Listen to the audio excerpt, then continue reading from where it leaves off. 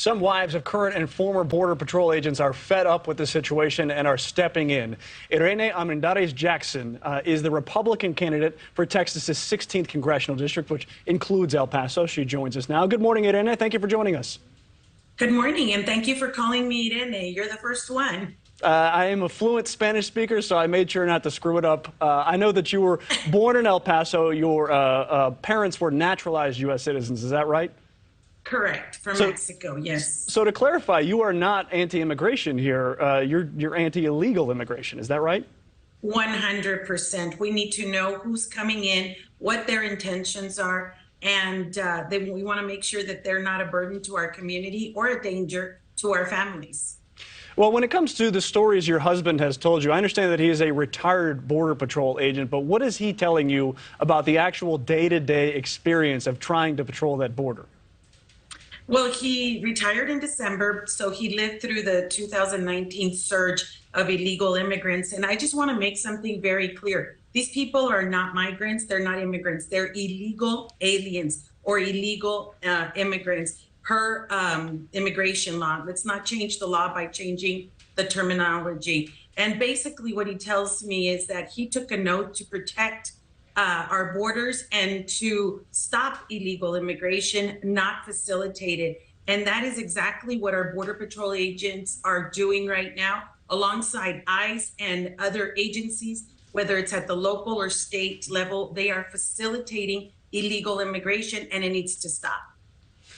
So how are Border Patrol agents being, well, no, hold on, you just answered that question. I'm guessing it is not a coincidence, though, that there are 3 women, congresswomen, that are running as Republicans for congressional seats there in Texas border towns. Yourself, Cassie Garcia, and Mayra Flores in different parts of the area. What is it that you guys, what was attractive about joining Congress, and what do you think you can do if you get there in order to fix immigration? Because there's a lot of folks complaining about it, but not a lot of people doing anything about it. Well, the reality is that we have given the power to the executive branch, the president, to change the processing and how you apply the law. We need to make sure that we take Congress back and make the law so strong that the president does not have the power to change the processing. They don't change the law, but they change how you apply the law.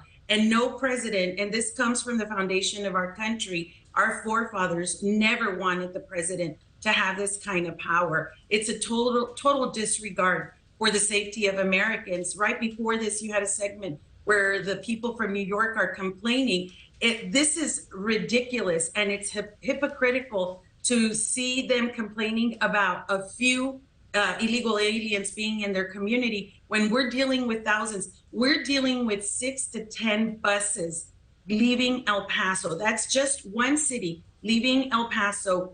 I don't know where they're going. Some of them are going to New York. Some of them are going to DC. Some of them are going to Chicago. But the hypocrisy from this administration is overwhelming. And honestly, I'm very angered. This needs to stop, and every Congress member needs to be held accountable that has facilitated this. I don't care what side of the aisle you are on. If you're not doing your job, then you need to be removed. Well, Ms. Armendariz, let me ask you this, though. Governor Abbott has been busing immigrants from the border, and these are asylum seekers, so they have temporary legal status here in this country. He's been busing them from the border up into sanctuary cities, as he calls them, for 6 months or so. Have things gotten better at the border because of that?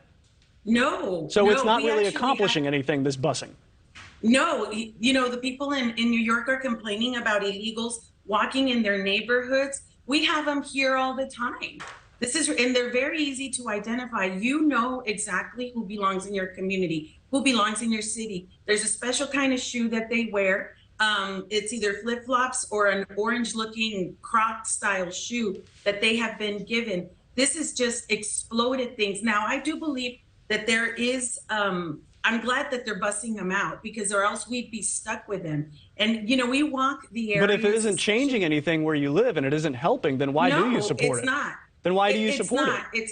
It's because they need to get a taste of what really is happening on the border. There's still a lot of border crisis deniers. And so for them to actually feel them right at their front steps is what we have been feeling. And again, the hypocrisy needs to stop. Our borders need to be secure because this endangers Americans. Every policy should put Americans first. The safety of Americans, whether you're Hispanic or non-Hispanic, should be the priority of this government. And it's a total slap in the face for them to actually disregard the safety of Americans. Irene Armendariz-Jackson is the Republican candidate for Texas's 16th district in the El Paso area. Thank you for joining us. Thank you for watching. Go to newsnationnow.com to find NewsNation on your television provider. And don't forget to click the red subscribe button below to get more of NewsNation's fact-driven, unbiased coverage.